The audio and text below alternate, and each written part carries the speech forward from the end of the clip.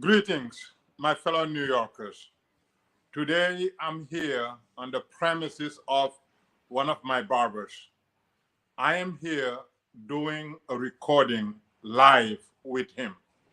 The reason for that is for the past several years, we have been trying to convince our elected officials to make some changes in terms of gentrification, public safety, and quality of life in the Bronx. The gentrification meaning over 80% of Bronx sites are renters. They do not own their properties.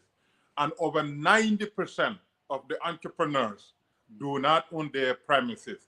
They are renters. They have leases. Now, the reason why I am profiling this barber in particular, because number one, I know him for a long, long time. Number two, he has been the perfect personification for this injustice that need to be changed. And today I'm here. I will be talking to him and you will hear from him. This recording will be shared with all the elected officials that I have come in contact with, trying to convince them to make an adjustment that will transform the Bronx, not only the residents, but the entrepreneurs who are working 7 days a week just to sustain their livelihood and just to feed their families and just to send their children to the best school that they can afford. But these will not be possible if they can no longer function due to either high rent or being evicted. Now, let's talk about gentrification for a moment. As I said, over 80% of the residents are renters, over 90% of the businesses are lessee, meaning they're leasing the premises. What we are requesting, which one of the elected officials had already agreed to turn into a legislative bill, was to create what we call the forced right of refusal. What do I mean by that? This gentleman that I'll be talking with has been consistently moved from place to place. Even if he did not move, his rent has consistently, been raised to some levels that he can afford. What we're proposing, what we have been proposing is this. Someone like him and thousands of other small businesses in the Bronx should be given an innovative program that we call the forced right of refusal. That will enhance their survivability. That will allow their income to be not only double, but maybe quadruple. Because when you turn a renter into a property owner, now the rental income that comes from other apartments like his building will enable him to provide decent living conditions for his family. Will be able to provide good education for his children, and will be able to provide more barbers to come to his shop, knowing that he owns the building, therefore he's stable. He's not going to be kicked out next month or next year or when the lease expired, and knowing that maybe their desk will not even be raised because they raised his rent on him. All this money will circulate within the community. All this added income, all this lessened burden will enhance the quality of life in the Bronx. And in return, we get public safety. In return, we get children whose parents are able to send them to the best school so that they will not have to worry about helping them later on. And when we do that, then we lessen, the dependency of moving from one landlord to another landlord, to uncertainty of dealing, with landlords that could be selling their buildings, in every moment without you having anything to say.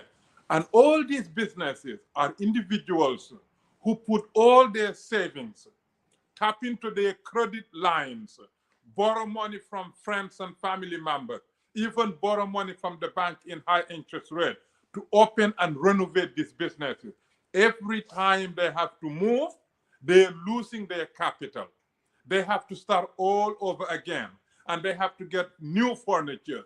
They have to get new leases. They have to put new deposit, and maybe their rent may be the same or not much, but in almost all cases, when they move, they pay higher rent.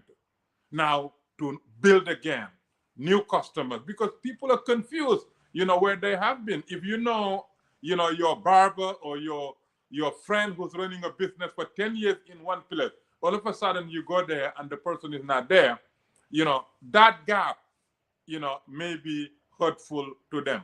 What we're proposing is that we establish the fourth right of refusal. Now, let me describe briefly what that means. This gentleman has been here. The building, I believe, has been sold 2 or 3 times while he's here. And every time that the building was sold, he is introduced to a new landlord. The landlord may want to keep him, or if the landlord want to kick him out indirectly, the landlord will jack up the rent, knowing that he won't be able to afford it. And that is what is happening repeatedly for decades under his entrepreneurial journey. So if now, let's say there is a bill that says when you have 5 or longer term lease, the building that you are operating out of cannot be sold unless they give you the right to refuse to buy it. Let's say now the bill comes and the bill passed, and an entrepreneur's building is being sold, and he wants to exercise his or her right of refusal. Then the second part of the program kicks in, and that part is federally guaranteed assistance for down payment and closing costs, because obviously you cannot exercise right unless you have the ability to put down payment and closing costs, and also new furniture, new renovation. This money is not a wasted money. This is an investment into community, because the more these entrepreneurs keep their earnings, the more the government makes, the more taxes they pay, and the more food they buy, the more furniture they buy, and the more services they use, telephones and electricity and whatever. It makes a whole lot of sense to keep these entrepreneurs not only as renters, but as building owners. That is what we're saying. The first part is that he has the right before anybody else to buy the building. The second part is once he wants to exercise that right, then there has to be federally provided funding. This is not a gift, not grant. This is a loan. But instead of paying 15%, maybe the government will charge 2%, 3%, which is nothing. Now he has low interest rate loan. Now he, get the chance to keep his business operation without any disruption. And third and most important thing, he just become from renting to owning, so that his money will circulate within his community. We will never ever prevent gentrification unless we're able to convert renters to owners. That's number one. Number two, public safety. If you own a building, you own your business, you are more mindful of the public safety in the community. Therefore, a lot of these things that are happening, you don't allow it, because you are a homeowner, you are a building owner, you have stake, you are a shareholder, you're part of the community. You don't want these vagabonds to come and destroy your neighborhood. You don't want your children to be jeopardized by bad people because you have a stake in it. That enhances public safety. And we don't need police when you have responsible residents and owners who keep their neighborhood safe. The reason why we have a lot of these police in minority neighborhood, because we have a lot of crime and people need assistance of law enforcement. And because we have frequent activities of law enforcement, we have all these problems. Police killing, black kids and minority kids. If we don't need them, they're not gonna kill anybody. So providing ownership enhances public safety. Last but not least, quality of life. If you own a building, if where you work, you own it, you will take care of it. All these garbages, all these nuisance, all these gatherings that create safety problems, you're not going to allow it because you're paying taxes. You want the value of your property to improve. You want your customers to be in a safe environment, and you want your children to be able to work from school and come and see you and walk around and buy things. And that money that is being circulated will help everybody in the community. Today, we don't have it. 80% renters, 90% lessees. The money comes in and goes right outside of this community. No money stays in the minority community for more than a couple of hours because you put it in banks whose shareholders are not minorities. They don't live here. They have no connection here. All they do is come and take the resources outside of the community. And guess what they live? Violence, poverty, crime, and problems. This is why we're here, to really appeal to these legislators to be more innovative and more creative in order to prevent gentrification, public safety deterioration, and a quality of life nightmare. We can do it. We have the ability. We know how. I am a former investment banker. I can walk our legislators from A to C in transforming how this thing will work without spending anything unnecessarily. This is not a grant or gift. This is just a modified way of doing business so that my friend here will no longer be in a situation where somebody come and buy the building and charge him what he cannot afford. Or sometimes they may not even like him. They want to find somebody else. And then they will use all kinds of loopholes, jacking the rent, double it, just to get rid of him. Now, every time he establishes, he has to be uprooted. Every time he buys furniture, put all his money, he has to lose it. That can change. And this is the process in changing it. And this is the first interview we're doing with him. There are thousands of other entrepreneurs that I know of. Imagine the ones that I don't know. So we are going to make sure that change will take place, and change will take place now. And change will change the Bronx from being a town where everybody's renting to being a place where people have the chance to own their residential properties. And those who are daring to open their businesses will have the chance to protect their investment, and so that the money will circulate once again. The whole thing is about circulating the money within those who deserve it. If the status quo continues, violence will continue, poverty will continue, failing homes will continue, failing businesses will continue, miserable conditions will continue. And we're tired of living in such a condition when we can change it. New York City is the wealthiest city in the nation, most powerful city in the nation, most innovative city in the nation. Now it's time to make the Bronx enjoy the same attributes that is known for this city, where people can live and enjoy the fruits of living in a prosperous city. And that is the mission of this. And I believe that the elected officials will find it to be fruitful, just to be innovative. If we keep on doing the same thing, we keep on getting the same results. And I don't think any Bronx sites wants to continue with the level of crime and violence that we have been facing. Not a single Bronx site that I know of. And we're going to change it. So with that being said, that was just the introduction. Now let me introduce you to my friend who has been going through it.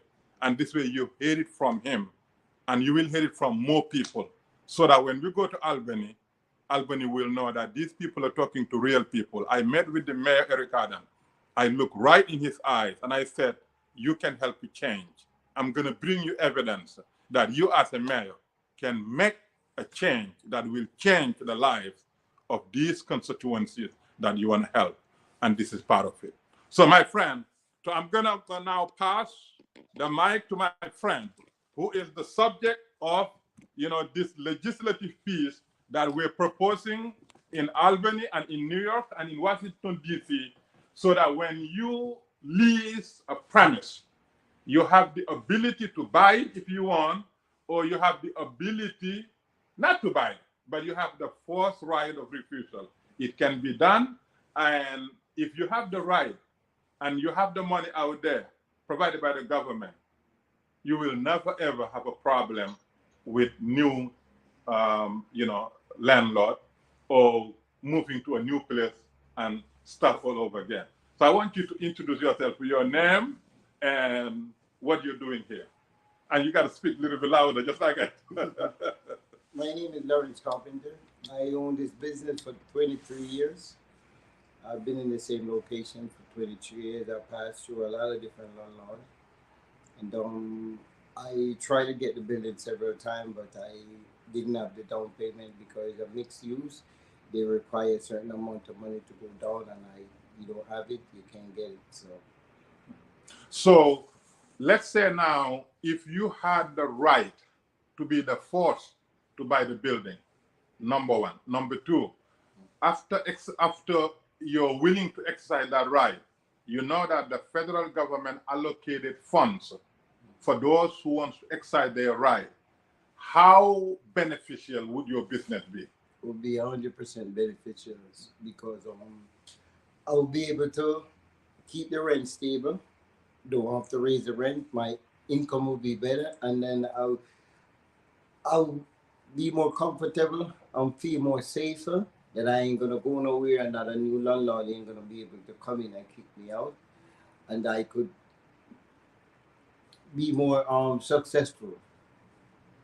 So if the tenants up there were now your tenant, the small business that you open next door, you would expand it to something else. I want to expand it. Okay. But the funds is not there to expand it. And if you expand, you hire more people. And I hire more people, and then I hire more barbers. Okay. And then my tenant will be more comfortable because they know their landlord is right next downstairs next.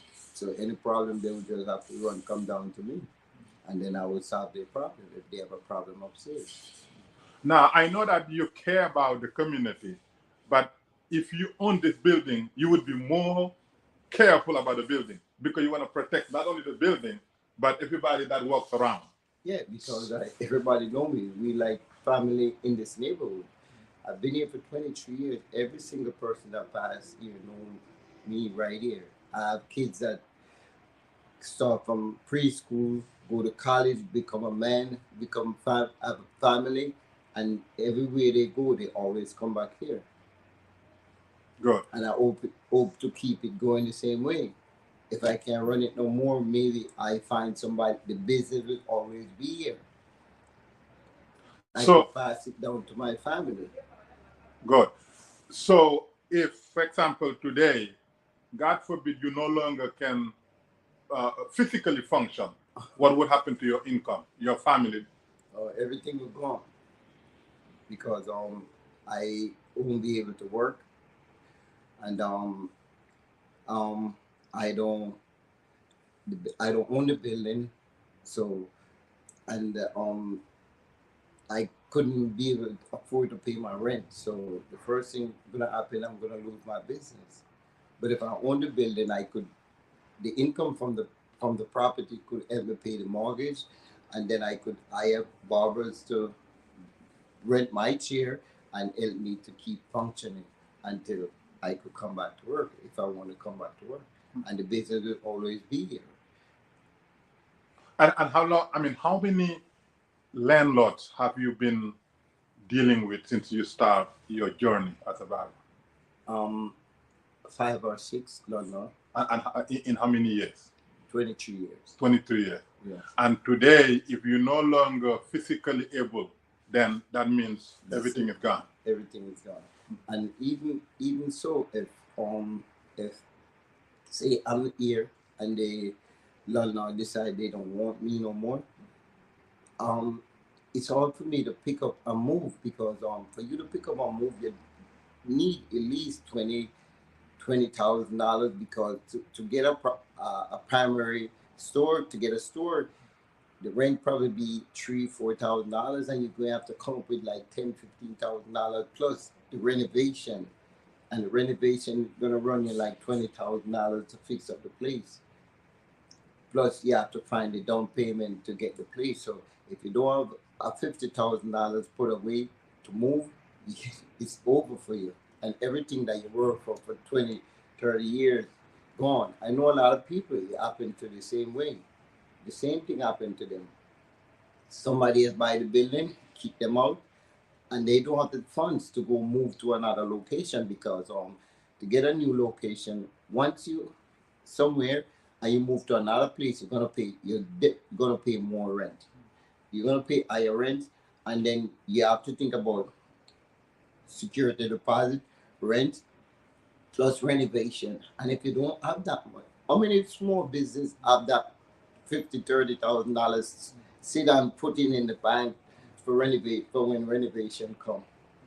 In case something happen, none. Because most of them barely surviving because the light bill is too high, the rent is too high, and the income is not great. And now we're not even talking about the racism that, a lot of landlords may not even want you, as a black, professional person. So now you got to go through another, hurdle. Yeah. Yeah. So yesterday I met a lady who signed a lease right before COVID and spent all her savings, bring her family, took their money, her friends' money, maxed her line of credit, and the landlord said he's not gonna renew the lease. And she just opened. She signed the lease 3 years ago, right before COVID.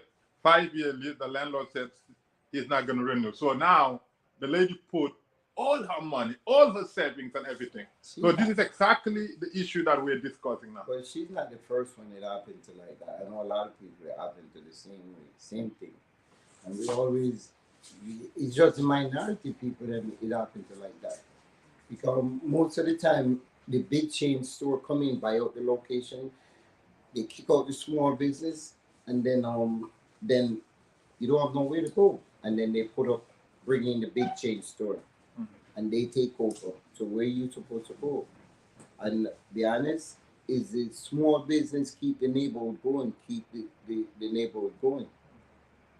I know that I know you've struggled, but you've also managed to have done the right thing by your family. Can you tell us a little bit about the sacrifices you made to send your children to school? I mean, did they get scholarship? No, my kids, I have to pay. They get a little bit of grant and stuff like that to go to college. All my kids went to college, and they don't get no scholarship. I have to pay out my pocket. So, what else do you want to tell our elected officials? We need some support, and we need some help, and we need finance. We need that.